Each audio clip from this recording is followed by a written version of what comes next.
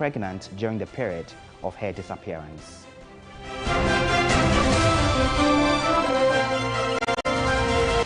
And on the international front, former South Africa President Jacob Zuma is back home after he was discharged from hospital, where he is expected to serve the rest of his jail term for contempt of court.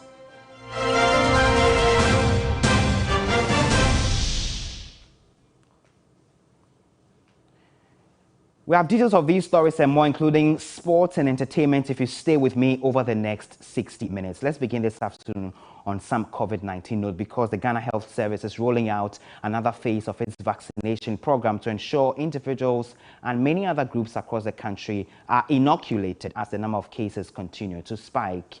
This phase of the exercise is open to the general public. Persons 18 years or older who have never received the vaccine or who have received only one dose of the AstraZeneca vaccine are to participate in the exercise, and all eligible persons are advised by the health service to take along a valid photo ID card when visiting any designated center within their respective regions for the vaccination exercise. Persons also due for the second dose of the AstraZeneca vaccine should preferably send the ID card presented for the first dose, as well as their COVID-19 vaccination cards.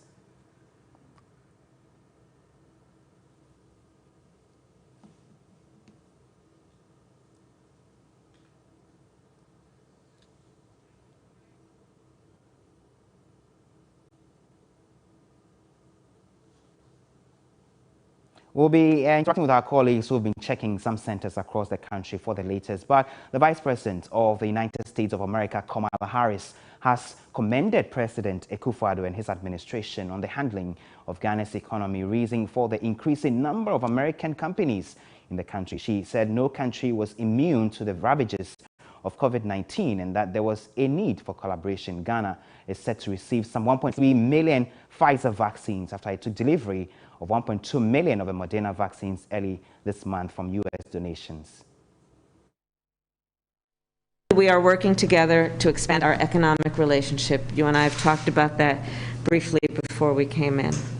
American companies continue to ramp up in Ghana, understanding the significance of the work that they do there to America's economy, much less to the partnership between Ghana and the United States. And they do this also because they have confidence in the government of Ghana and the environment, Mr. President, that you have created, which allows for some confidence in the respect and upholding of the rule of law and human rights. We've had some difficult times in the country recently because of the COVID, like everybody else has had. Mercifully, its impact on us has been not as originally anticipated. It has been more mild than it has. Part of it is the work that the government did, and the others is the general environment in which the disease is working in the continent.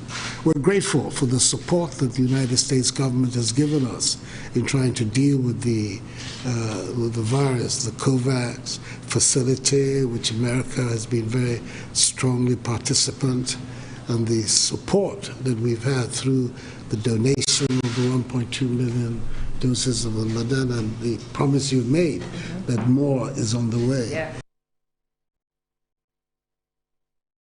So you heard the President Akufo-Addo in that interaction with the Vice President of the U.S., Kamala Harris. Let's now take an insert. My colleague Della Michelle has been visiting some centers in the Ayawaso area to check up on the vaccination exercise. She's come through with this report. This will be the third inoculation exercise being carried out by the Ghana Health Service since Ghana started taking delivery of some of the vaccines, particularly AstraZeneca. There are quite a number of people who are ready to take their vaccines. Majority of these people actually are first-timers. We also have a few people who are taking their second jab here at the Nima Government Clinic. We've been interacting with them to find out, especially from first-timers, why the delay and how they feel about the whole process. My first time to come do it, but yes, now I take the injection already.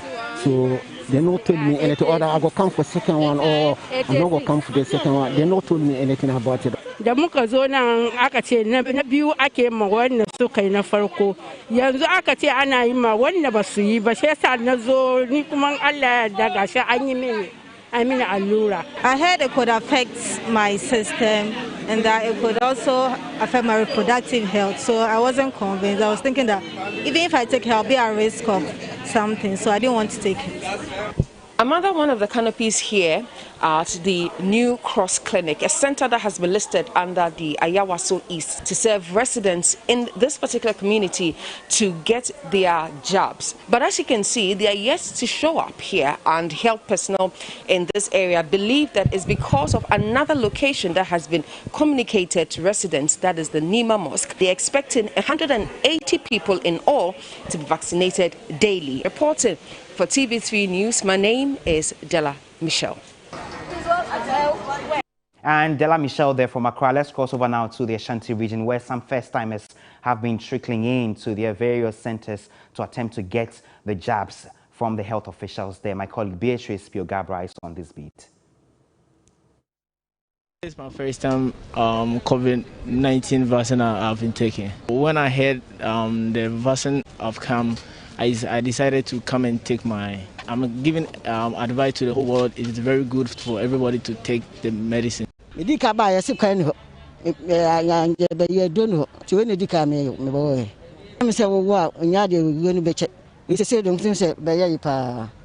AstraZeneca, we started almost 1 month now. And then for the first people, we started just Wednesday. So we are continuing, it's the same vaccine. So we are seeing the second dose people at the same time, the first dose people.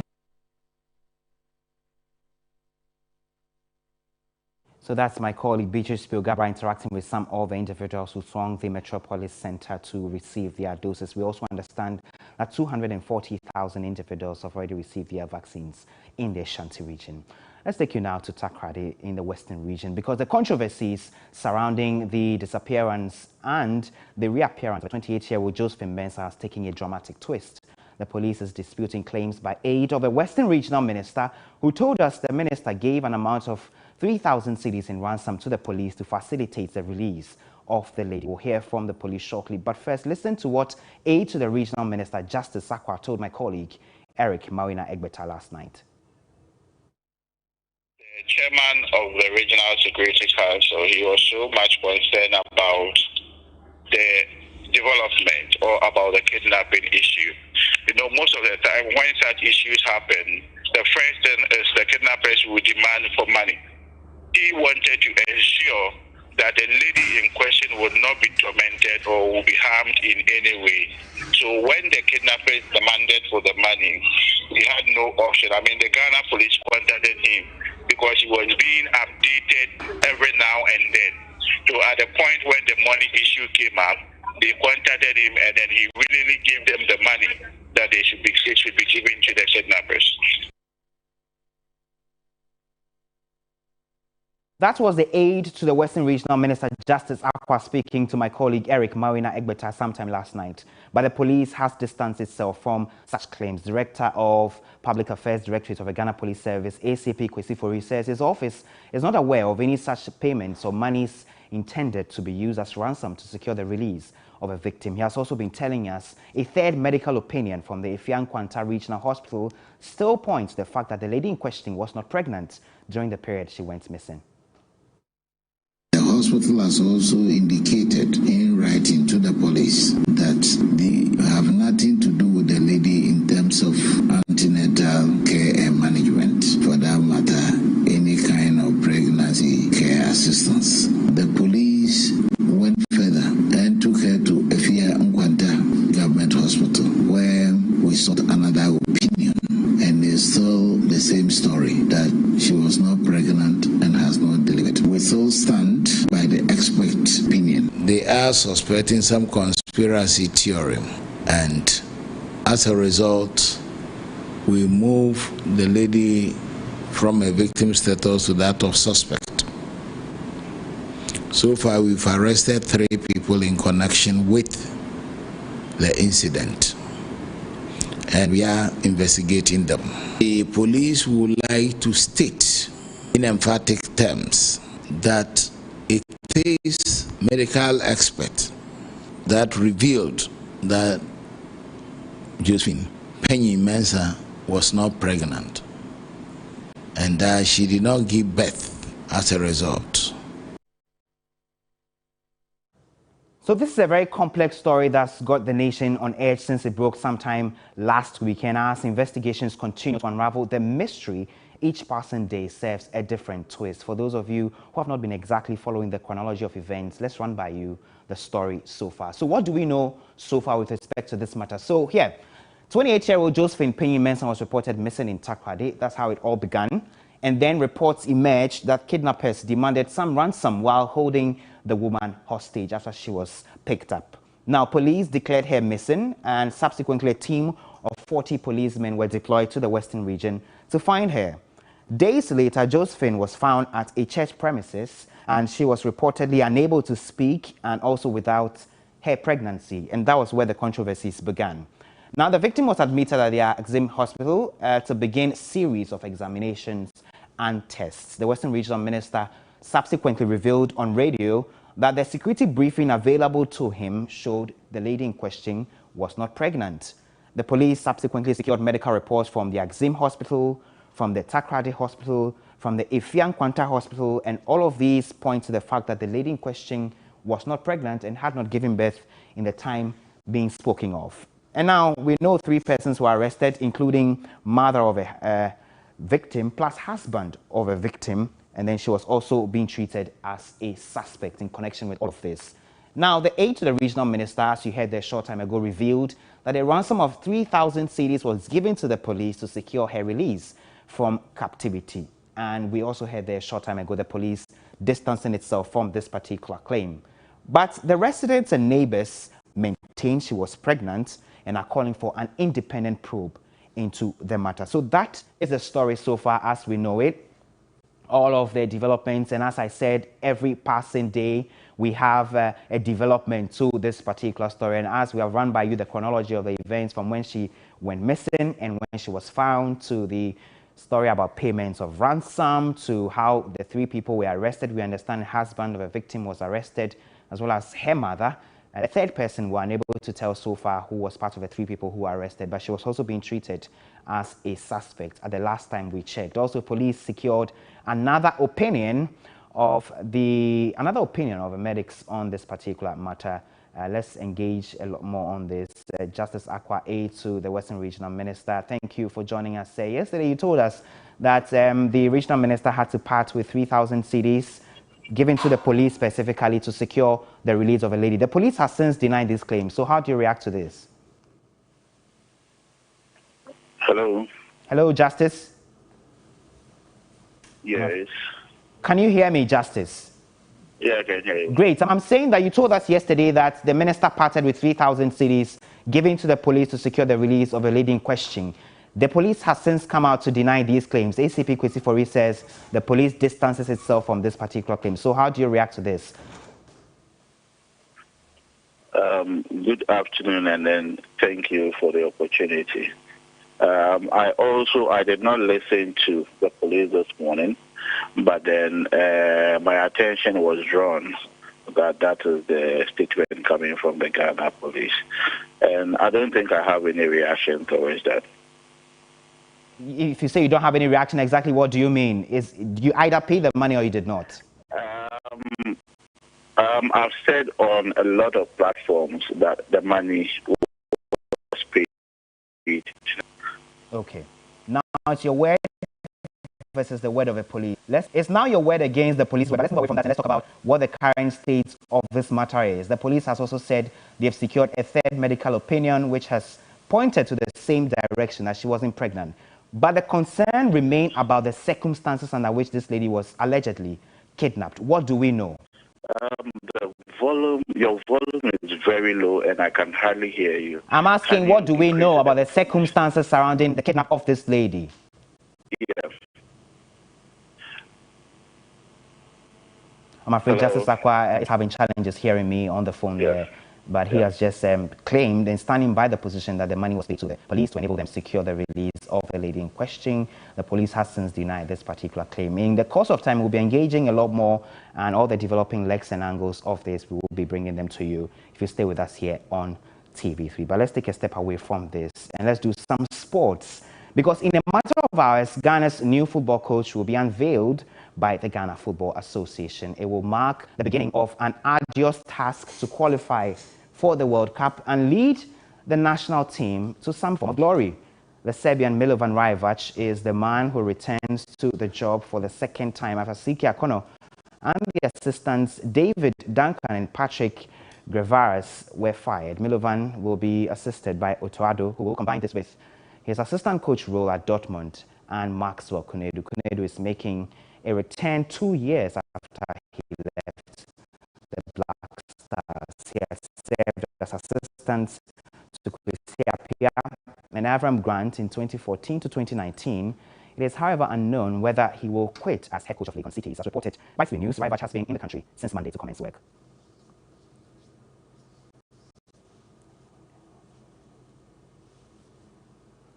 So my colleague Thierry Yan from the Sports Desk is joining me for a conversation. Thierry, this is a subject that we're eagerly anticipating. Our meeting is in a couple of hours. What does Coach Milovan Rajevac's return to the Black Stars mean for Ghana's football aspirations in general? What this means is that his record of 12 wins and 12 defeats in 28 games, of course, an additional 4 draws, has been considered enough, by the 3-man selection or search party, who think that he's the right man to lead Ghana at the moment. It wouldn't just be the record that he had with the Black Stars or with just those numbers. It's also got to do with how he performed in the tournaments that he was in. Remember, in the 2010 World Cup, which happens to be the biggest tournament we've had at the World Cup level. It was this man who was in charge, and maybe the GFA are thinking that he's the right man to steer us back to those glory days. There are some key figures in the Ghana Football Association who feel that he definitely will be the best person, of course, because of all the great memories we have of him. But that would be memories. It will remain memories, because from my reading, this is a man who has been without a job for 1,000 days. He has also been fired by Thailand in the past. He left Qatar, Algeria. So there are concerns about whether or not he's still fit for purpose in the current circumstance we speak about. I get the angle you're coming from, and a lot of people have shared those same sentiments, because he's not exactly been the same coach from his time at the Black Stars after he left, and the circumstances around when he left as well has also been thrown up into the discussion, because he left very unceremoniously, and so people are thinking there's a man who disrespected the country, disrespected the job when he was leaving. Why bring him back? Especially the One Goal project, a lot of people don't exactly look back fondly on. So what exactly does he bring back onto the table? Is he a man that has reinvented himself, or are we going to be seeing the same defensive approach that we seem to be moving away from? So there are lots of question marks around this appointment. Obviously, some of those are going to be answered during the unveiling, either by the GFA president, if he's going to be in there in the announcement, or by himself. Because some questions definitely will be thrown to him. And tell us about, the financials. We know he's taking in excess of $30,000. Yeah, so $32,000. So that's some $3,000 of Kwesi Appiah, but that is some $7,000 of Siki Akono. He was earning $25,000, and he's going to be pocketing that monthly. And what we also know is that there's going to be some additional bonuses in that agreements that he's had with the Ghana Football Association. Some $300,000 is going to be going to his account if he's able to win the African Cup of Nations. A similar amount of money if he's able to qualify us to the World Cup. So it's a big financial package. Right. But what this essentially is it is not the $45,000 that was purported earlier. And what the ministry plus the Ghana Football Association have combined to do is to reduce that wage budget. But what that also means is that it frees up some of the funds in the budget for other important things, like the bonuses for not just him, but of course the players and a few other important things. Do we know at all if in this contract he signed, this 2-year contract he signed, whether there were any strict timelines or targets or objectives you're supposed to achieve? What we know so far is that, most importantly, for the nation, and that's the reason effectively why Siki Akono had to leave. Milovan Rajevac needs to qualify Ghana to the World Cup 2022. And also very, very important on our list is winning the AFCON. We've been close. Even he has taken us to the final before. So he knows exactly what's at stake here. In 2010, he led us to the final. And so we know that it's not just about making it to the final. We've been there a number of times. We've not won it since '82. We want to win a trophy. So that has to be high on the objectives as well. So it's winning the AFCON 2022, well, effectively 2021, postponed 2022, and also, qualify into the World Cup. Yeah. And of course, I'm sure any other objective during the World Cup will come up later in a subsequent discussion. Okay. But for now, it is making the World Cup. But you see, a lot of people also get it wrong. It's not just about the remaining 4 fixtures, because his first task will be to play against Zimbabwe in the Ghana. Double header. The double header. So 4 days later, he plays in Harare. And then there is the Ethiopia and South Africa game later in November. But it's not just those games to qualify to the World Cup. There's an even more crucial tie ahead of after these 4 games. So this is just to finish the group. Whoever comes top in Group G would have to now face the winner of another group. Okay. And that would be a double header as well. So it could be against Egypt, it could be against South Africa, Senegal, Algeria, Tunisia, Cameroon, Nigeria, all the big boys in the continent. If we're able to negotiate successfully the 4 games ahead of us, then we'll face one of these teams in a double header, and that would be another crucial test for Milo as well. So, okay, so what are we looking forward to during the unveiling proper? We are looking forward to an official announcement, obviously, a confirmation of this. We are also looking forward to some of the details being ironed out and being firmed up to the public, and then we'll also be carrying all of that. So we are definitely going to be back here at 2 p.m. Okay. Myself and Michael Oseje will be having a discussion on all of what all of this will mean and some of the other details that we've not spoken about yet. All right. Thank you very much, Thierry Nyan there from the sports team, giving us all those details. What will be the football direction of the nation in the next few months? That will be answered here if you stay with us at 2 p.m. The team will be here for that proper unveiling procedure. You're still watching Midday Live with me, Komla Adam. We have more stories. Please don't go away.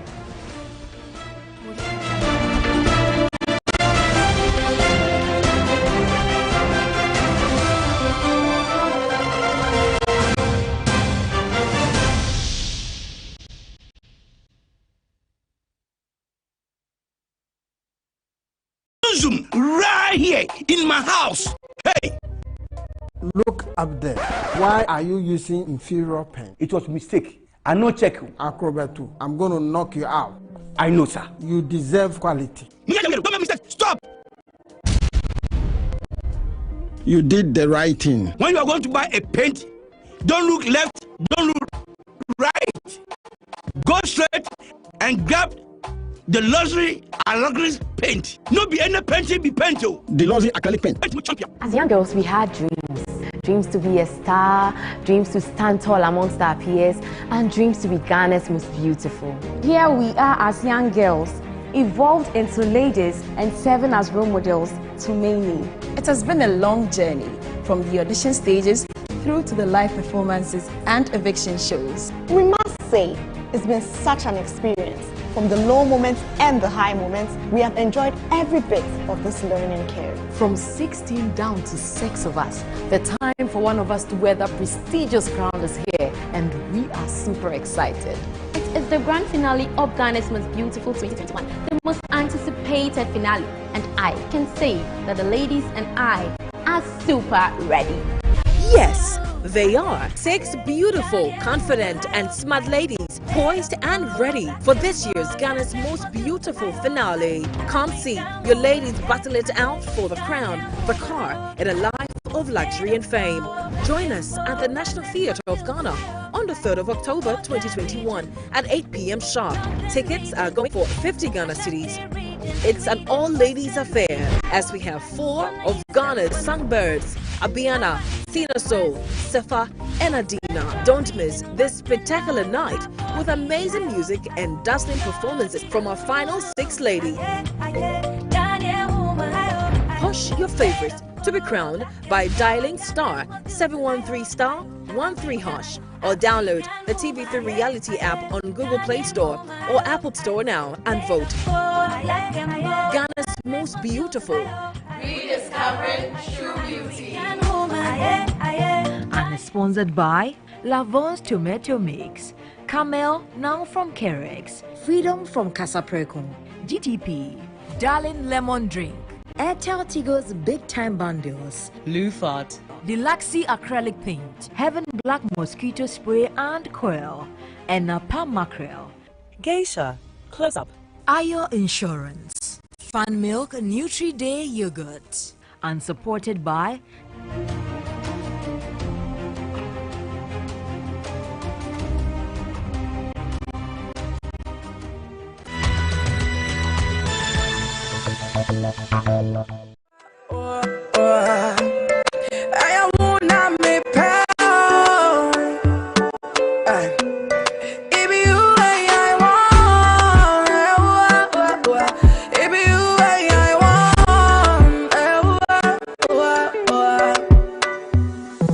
The way you bang, give me the bang, me say why you red bad boy, me I tell you all that. The hands are nothing, everyone in the team, we give her money to evening. Hey, here they call me, I the run come, I be the guardian, so you be my offset, you be the bastard, you go be my mess. I get the Coca-Cola body, say you be my Pepsi. Round on your hoop, bro. Don't you hoop, bro. But I'm messing you, call me park up.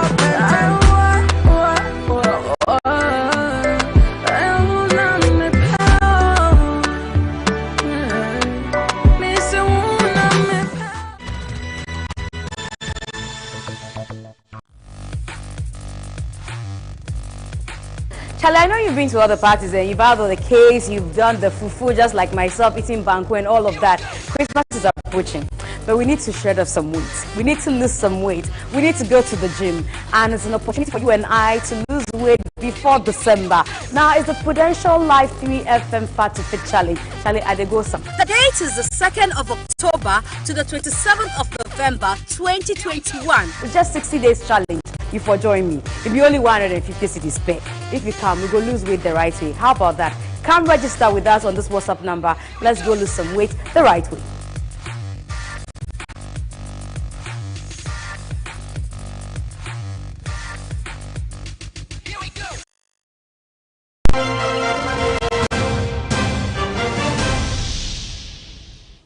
You're welcome back. Thanks for staying with us. Now, the Movement for Truth and Accountability is alleging the Ghana Revenue Authority has been aiding government-aligned companies to launder money and under-declare their duties at the port. Convener of the group, Joseph Bediako, at a news conference said 70% of 2,000 companies cited for defrauding the country are owned by government officials. According to the movement, government commitment to fight corruption is questionable, considering that individuals and institutions cited for engaging in corrupt activities are left to go unpunished. This, he said, has emboldened many officials to continue perpetrating such crimes. With the documents we have, almost 70% of the companies indicted are members of the ruling party. The facts are there at GRA. If anybody doubts, the list are with Yoko, FIC, and GRA. On duties declaration, for instance, the movement alleged that data obtained from the Ghana Revenue Authority database show that some 2,000 companies have been under-declaring their duty obligations to the state. GRA cannot tell you that they don't have this database. They can't tell you because they have come out to admit that on all database, 1.8 billion was not there. He alleged officials of the GRA aid the companies to defraud the state, adding that the movement is taking steps to bring each of the companies cited to account. The government doesn't need to know. It's between the GRA officials and the companies. They are paying huge money to them. Some of the parties are involved in the deal. We will not leave this case to go.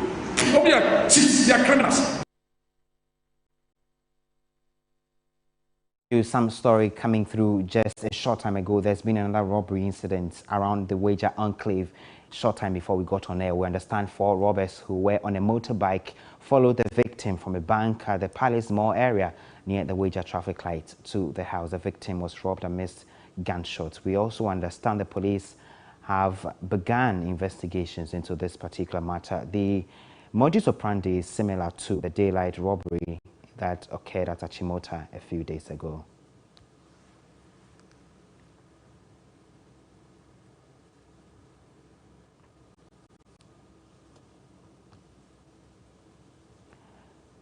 Let's head to the court now. A circuit court in Ho has adjourned the case involving the 80-year-old founder and leader of a separatist group, Charles Kwame Kujoji, in which he is in court after he was granted bail upon arrest by the National Intelligence Bureau.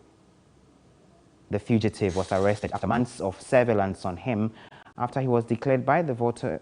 After he decided to declare the voter region separate from the rest of the country and also declare a Western Togoland on November 16, 2019 at a public event. After the public declaration, some of his supporters were later arrested and arraigned, while an arrest warrant was issued for his arrest. The circuit court clerk on Friday did not call the case, but rather announced October 22 as when the court will sit despite an earlier advertised date of Friday, September 24.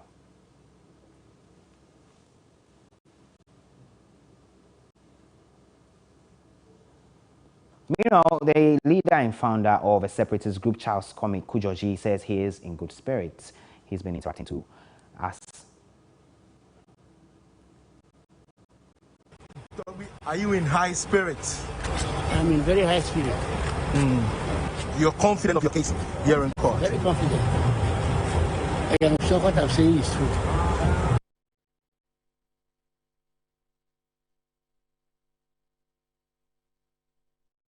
Now, the Roads Minister, Kwesi Amakwata, has asked all road contractors to obtain authentic classification certificates from the ministry before they proceed to carry out the activities. According to him, some self-styled road contractors are operating with certificates with forged signatures of a sector minister.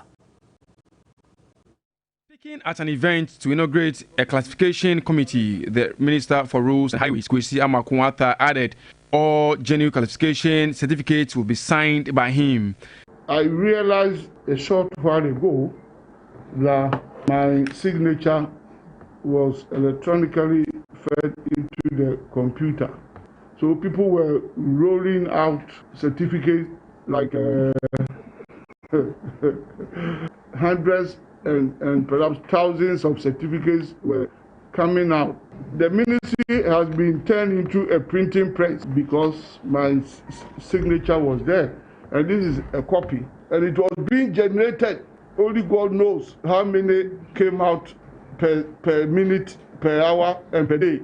The minister indicated that this has been the reason why many roads are done poorly. In this country, every single person, every Tom, Dick, and Harry in this country holds a copy of this and calls herself a contractor. It's not surprising we see all those shoddy work around. From today, this rubbish is stopped. From today, every single certificate will be signed originally by me. And I want to warn those who are working in my ministry that woe betide anybody who will issue out a classification certificate without authority.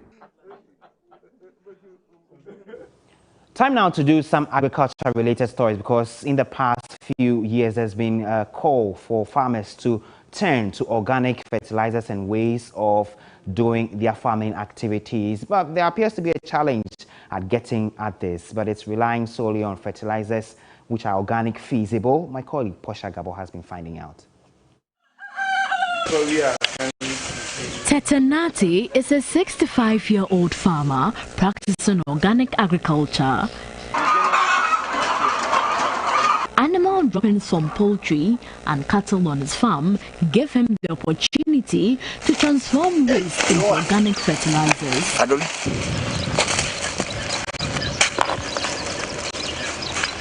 With chemical fertilizer, the plants grow rapidly, flows and blooms well. But when unfortunately the rain stops, then you are in trouble. I mean, the plant starts scorching gradually.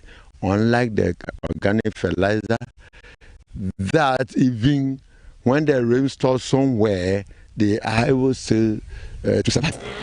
Organic fertilizers contain plant or animal-based materials that are either a byproduct or end product of naturally occurring processes such as manures, leaves and compost, while chemical fertilizers are manufactured artificially and contain minerals or synthetic chemicals. Despite having large tracts of land, decades of agricultural abuse has taken a toll on the soil in Ghana, depleting important nutrients and killing off bacteria and fungi that create organic material essential to plants. The perception these days is that if you don't add fertilizer to the soil before planting, you may end up with low yield. Reverend Dr. Diajiman has been adding in organic fertilizers to increase the yield on his farm. It boosts the yield, but continued use of the chemical fertilizer depletes the soil and make the soil become acidic. people want good health, so they'll go for the organic produce. But here, they wouldn't bother you that this organic or this inorganic, you see. So what is the rationale for distributing chemical fertilizers? The soils that we have in our country or in all countries, once you continue cropping on it for a long period, the soil is depleted of organic material. So it's two things. How to get the organic material back into the soil is the question. So you can do that by getting organic matter. But the unavailability of organic material to put back to the soil, to rejuvenate it, for it to be able to support crop production. That is why now we go in for the inorganic fertilizer. The world over, there has been growing calls for the consumption of organic farm produce, with many looking out for the label organic on groceries. But are chemical fertilizers harmful? Some scientific evidence show the use of chemical inputs in our production of food leads to some residues. These residues accumulate in the body and then cause troubles. The use of fertilizer, for example, on soils, there's leaching. Part of the fertilizer is not taken up by the crop. It gets into the water systems and it may get into our municipal water systems, and if the treatment is not good, it ends up in our systems. So what should be the way forward for Ghanaian farmers? It's a balancing act. I don't think there's anything wrong with combining them. Even with the scientific evidence that the inorganic causes problems, it is about the extent of use and how persistently it's used. Ghana government is a policy that we should try and see how to do organic farming, because that is the best. But in the absence of getting the organic material to replenish the soil, you cannot stop farming. So quickly you have to put in inorganic material, that is the fertilizer. You're still watching MiddayLive here on TV3 with me, Komala Adam, live on DSTV channel 279 across all our social media platforms. TV3 Ghana. It's not too late to download the 3 News app on the Google Play or App Store and watch the rest of the program. We're back with business, please.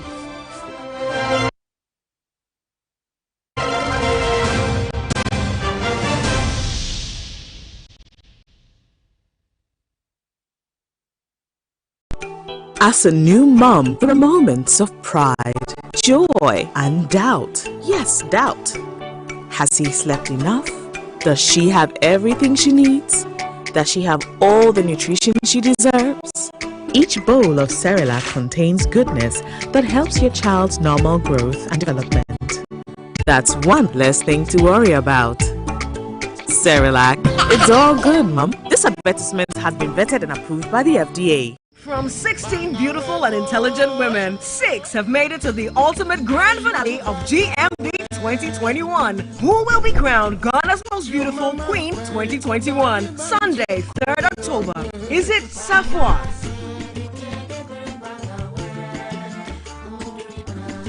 Manu, Akosia, Mfojo, Settle, Wedaga? Vote for your favorite by short code *713*13# GMB, rediscovering true beauty. And sponsored by Lavon's Tomato Mix, Camel now from Kerex, Freedom from Casaprecon, GTP, Darling Lemon Drink, Airtel Tigo's Big Time Bundles, Lufat, Deluxe Acrylic Paint, Heaven Black Mosquito Spray and Coil, and Napa Mackerel, Geisha, Close Up, Ayo Insurance, Fan Milk Nutri Day Yogurt, and supported by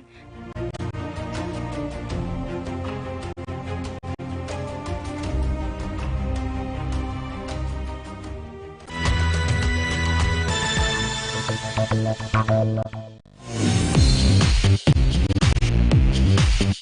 Saturday on Music. This year, we know come to play.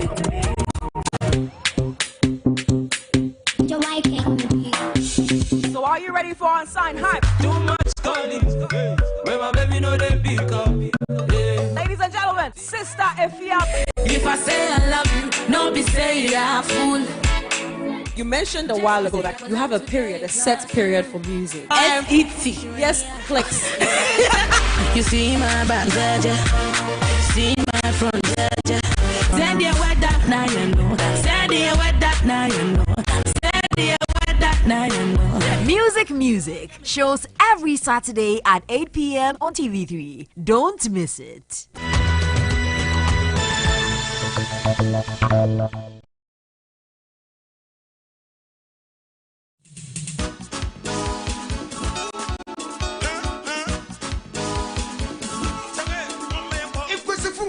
FM Watson Trade Fair in Chamberlain.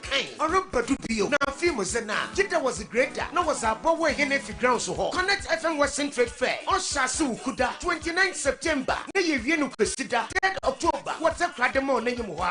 Company Sakasin and Jumokuka Kramba, and I want to offer in Naru Baby. I was at on my man and get to get to Pa.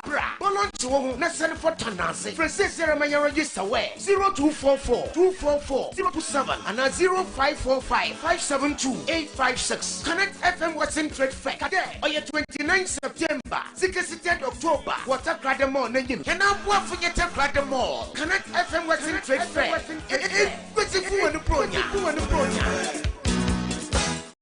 Skipping breakfast is not ideal because you may end up missing some essential nutrients and also end up snacking all throughout the day. So hop on the Fat to Fit train and lose weight the right way. Lego.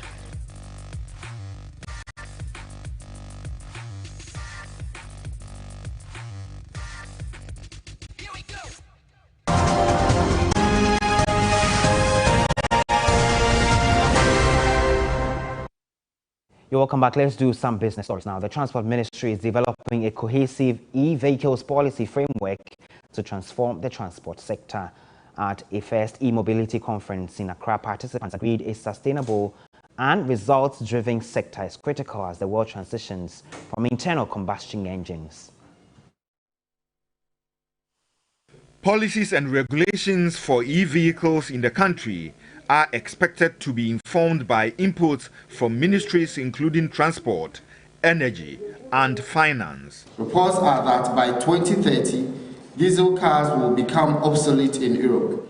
It is therefore important that as a country, we also strive and scale up efforts to reduce our carbon footprint in order to meet our commitment and the Paris Agreement on climate change.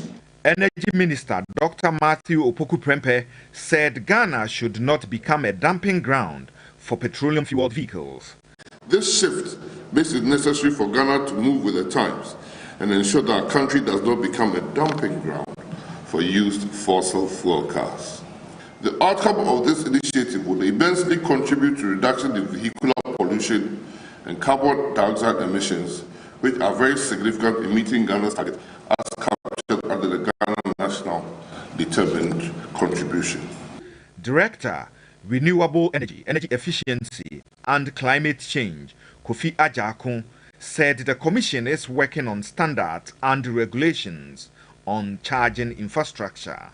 The cables must be standards, the meters must be standard, everything must be standard. And in that direction, the Energy Commission is working on a regulation that will make those standards legally enforceable, so that if you do not go by the set standards, then the law can empower us to stop you from operating, just like what NPA does to the filling stations.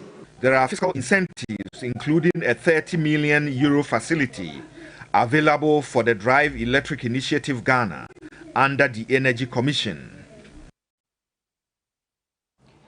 That'll be all for business. There's a lot more business stories if you log on to our website, 3news.com. Time now for sports. Kevin Oswan signs up next.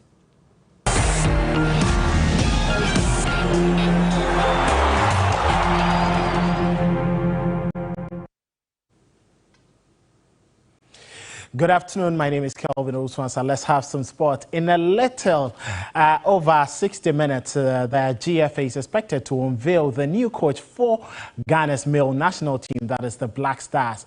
After the struggles of sacked coach C.K. Akono and his assistants David Duncan and Patrick Breras in the Qatar 2022 FIFA World Cup qualifiers. The yet-to-be-unveiled new coach Milovan Rajevac is expected to qualify for the Mundial and end the country's wait for a fifth Nations Cup glory in Cameroon in January 2022. Now, Milo, as Rajevac is affectionately called, makes his second stint with the Black Stars after losing the 2010 Nations Cup final to Egypt in Angola and reaching the quarterfinals of the 2010 World Cup in South Africa. Meanwhile, the Serbian is expected to be assisted by assistant coach of Bundesliga side Borussia Dortmund, who will keep his role at Dortmund, Otto Addo. Legon City's coach Max Oknedu is set to be appointed as second assistant after his exit in 2019 with Kwesi Appiah. As reported on Wednesday, Rajevac has been in the country since Monday to commence duty.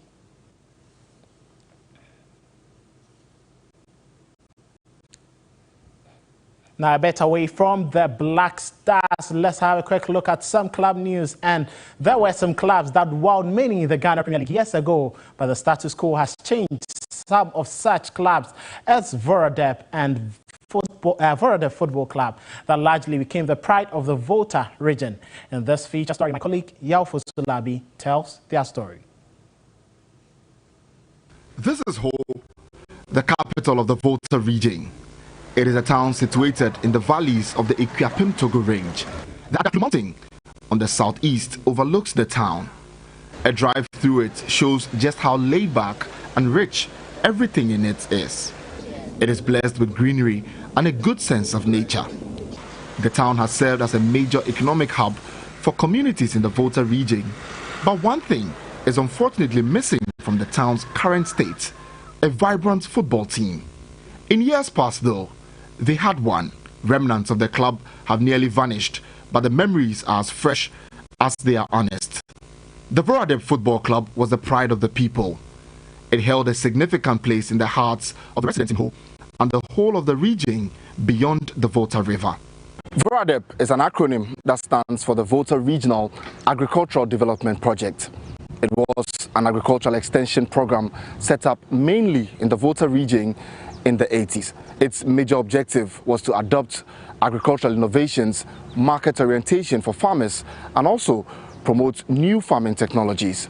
In a bid to get this idea across to the people, they formed a football team in 1986. 1992 was the club's purple patch. In that year, they won the FA Cup after beating the Neoplan Stars before going on to beat Asante Kotoko on penalties to win a Champion of Champions game, for which they were awarded a bus. Fafak Badegbe was among the junior team when it happened. His body may have rounded on the edges, now clouding over his perfectly chiseled body before, but his memory of that game still rings true. The game against Kotoko was very massive. I may remember when we were about to play, Kotoko people were saying now, all play all, winner take all. And then we know what we are coming to do, so we say we are okay with it. So that's why we play and we take everything from them. That game was the beginning of the end for then Asante Kotoko coach, the late Samade. That Kotoko game brought a new feel-good factor to the club. Vora qualified to play in the CAF Cup Winners' Cup. That Africa run wasn't quite managed properly, and soon finances of the club began to percolate. Relegation stared in Vora's face the season after, and they were gone. Although the club isn't on the lips of many again, there is a clear plan to resuscitate it. The club, it means a lot to me because it is our traditional club. And then having gone down, I say it is hibernation. It has made the football fraternity or the football in the region also gone with it. So it is our aim that when we revive or bring back Voradep, we are bringing football back to the region. The streets of Ho are yearning to see a return of the mighty club, a club that meant so much to them. They still wait, whether it is a year or two or maybe 30. Ho will still wait for a time when they see their traditional club play again. Now some boxing news, and Great Britain's Anthony Joshua faces Ukraine's Alexander Usyk in London on Saturday at the Tottenham Hotspur Stadium. Well, Joshua's WBA, WBO and IBF World Heavyweight titles are on the line, with Usyk, the mandatory WBO challenger, unbeaten in 18 professional fights, but has only had 2 at heavyweight. Now the fight will take place in front of 60,000 fans, with the ring was expected.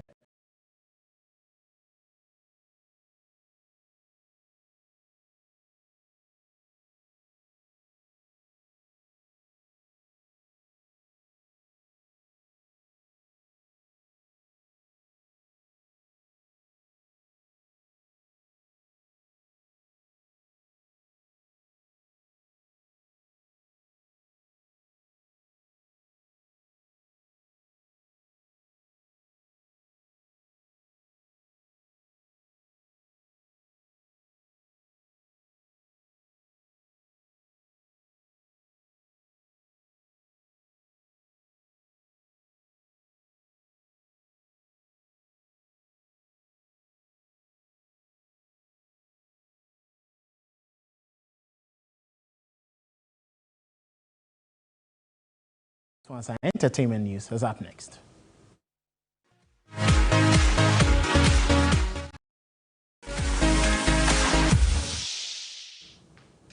Let's do some entertainment stories this afternoon here on Midday Live. And there is the mentor auditions that is currently happening. We'll be crossing over to our colleague Anita Ikuyakufu, who has been monitoring that particular event. Let's hear from them. Thank you so much, Kamala. So I'm right here at the forecourt of TV3, and as you can see behind me, hundreds of budding talents, but ladies and gentlemen, all here to audition for Mentor X. A lot of tension, lots of people right here, but you know something, I'll be talking to a few of them to find out how the feeling is like even before they see the judges. But if you're wondering, our judges are in, that is Adina and Episode. There will be a scout judges for day 1 of Mentor X, and so come with me, let's talk to some of them and find out how the feeling is like. And say, hi gentlemen, how are you doing? Fine. So are you here to sing or to rap? What are you coming to do? I'm here to sing. Give us something, just a line or two. What would I do without your smile now? Drawing in, you kicking me out. Okay, we see the talent, but how are you feeling? I can see the confidence is already there, but are you ready to meet the judges? Sure do. I'm a bit nervous, but... You're nervous? Why are you nervous? It's my first time, so like... That's the spirit of first time. But I mean, fingers crossed, and I know you're going to pull it through. I mean, you're doing great already. All the best. Okay, let me grab this gentleman right here with the guitar. You're already playing, and I can see you're already in the mood. So continue doing what you're doing. Let's go.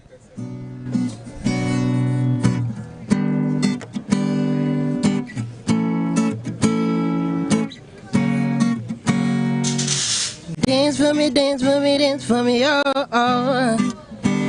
I never seen anybody do the things you do before. They say, move for me, move for me, move for me, yeah. When you done, I make you do it all again. I say, oh my God, I see you walking by. Take my hand, my dear, look me in my eyes. Just like a monkey, I've been dancing my whole life. But you just beg to see me dance just one more time.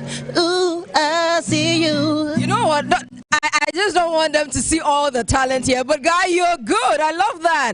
I could hear the ladies with the oohs and the ahs. They're loving you already. How do you feel? I feel good. I'm like, it was unexpected. I was actually forced to come. So actually, the vibe and the energy I get from all the guys here, I really love all the guys. They are really nice, and they really make... When I came, I was really nervous, but they were like, oh, take the guitar, let's play, let's do something. And by the time I knew it, all the fear and all the shyness just vanished into thin air. So I really appreciate all the guys here. They really did well, and I'm happy to be here. It's really... Aww! Where are you from? Are you Ghanaian, first of all? Yeah, I'm a Ghanaian. I was born and bred in Ghana, made in Ghana. And I'm from the Oti region. Yeah, I'm from Doti. All right, so all the best, and we'll see you in there. Now let me move on to my guys over here. Don't run away. Come closer. Come closer. You're here for Mentor X. So if you're already shy, then you can't go inside. You're ready. Come here. Come here. Come here. Come here. Are you here to sing, to rap? I'm here to sing, actually. You don't look like somebody who can sing. I sing very well. Oh, then prove me wrong then. I've been blessed, I've been touched. I love just so much. They keep fighting me. I'm not giving up. May realms of Zion fill my spiritual cup. Wisdom overstanding must never be too much. Give I protection day and night from even the pestilence that walk in the daylight. Destiny, Mama Lu, from where you calling? Destiny, Mama Lu, from where you calling? I wanna rule my destiny. I love it. Well, that is some amazing talent. But before you get in there, how are you feeling? You sound very confident, but a little nervousness here and there. Are you feeling nervous? I was part of Mentor 2, Mentor 4, but I wasn't ready at that time. But now I'm ready. And you're back bigger and better, right? That's right. I love the energy. All the best. All the best. I'll see you in there. So that is it for you. Amazing talent right here inside TV3 Studio. We all looking for that one chance to be part of Mentor X. We're going inside to see the judges and how the auditions are going. Let's go.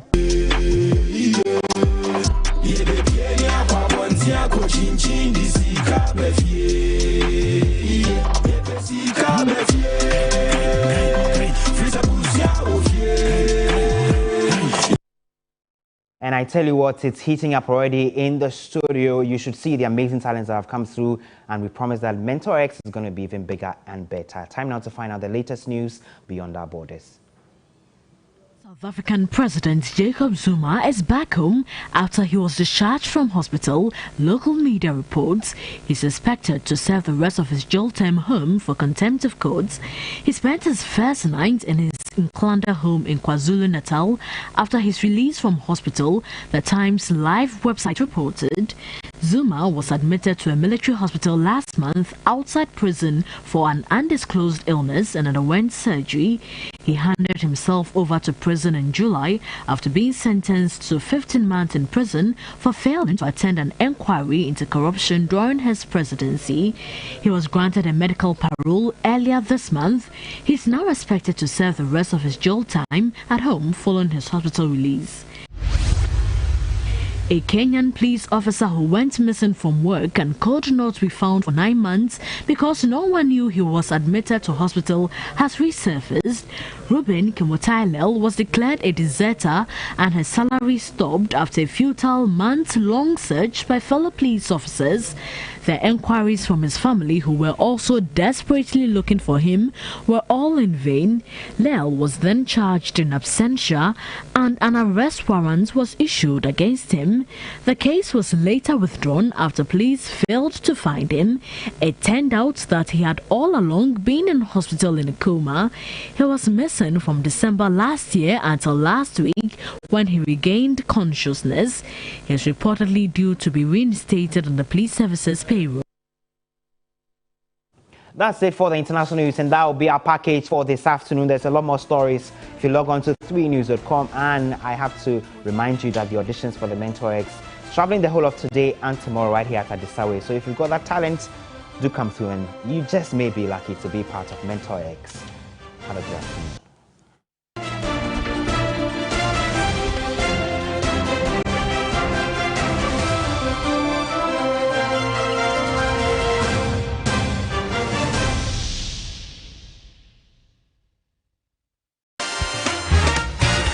The Saturday mornings will never be the same again. We will bring you the best mix of sports and lifestyle content on Warm-Up Plus. We will interview exciting professionals from different fields of endeavor, including sports and fitness. Give fans an opportunity to show their passion and preview upcoming games. Discuss what's trending in the world of sport and entertainment, give you lifestyle tips, serve you music, exercise, dance, laugh, and have an absolute ball on TV each Saturday. So whether you're a fan or you just like fun, you will absolutely love Warm-Up Plus.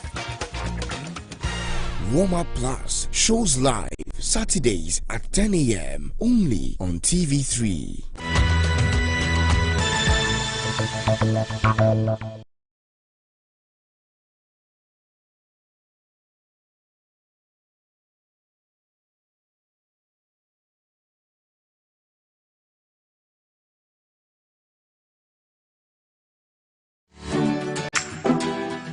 They have many things in common. Their taste for what's trending, eagerness to spill the news, excitement to share a new recipe, readiness to commit, willingness to book that event. Ultimately, the vibe to make your imaginations go wild. The Ladies Circle. Every Saturday, 6 p.m. on TV3. Brought to you by Yaz Sanitary Pad, Vodafone, GTP, still timeless. Woodine, Cowbell, Our Milk.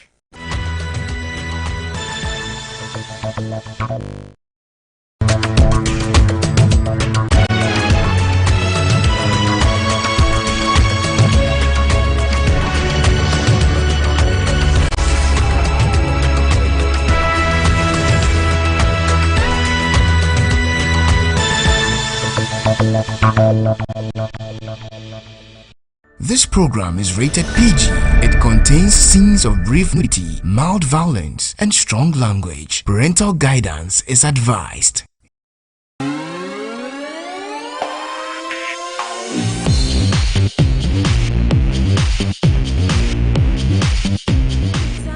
Sheriff in town, sheriff in, me tell them watch out cause there's a new sheriff in town.